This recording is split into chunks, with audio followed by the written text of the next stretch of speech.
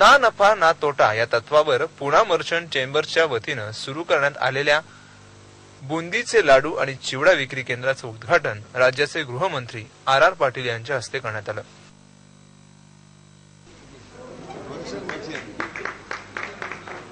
या उपक्रमाचं हे 25वे वर्ष आहे।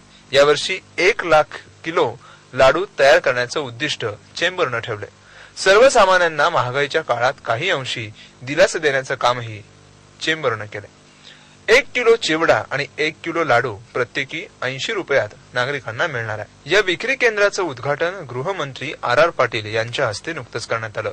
शहरात विविध भागात 6 नोव्हेंबर पासून हा स्वस्त आणि मस्त लाडू चिवड्याची चव नागरिकांना चाखायला मिळणार आहे।